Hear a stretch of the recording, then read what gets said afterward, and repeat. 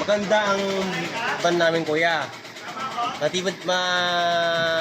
Matibay ang makina. Magandang gulong. Magandang pintura. Bili mo na nan. Pwede pa. Ayan mga boss, ito yung van natin. Oh.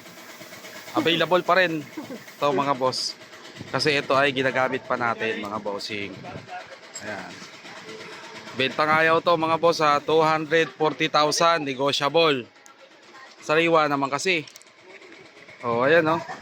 Ang sabi nila luma, o luma nga, pero subukan mo sa takbuhan boss kahit malayuan. Oh, ito loob oh. Naka head unit na yan. Malamig ang aircon, kompleto papeles.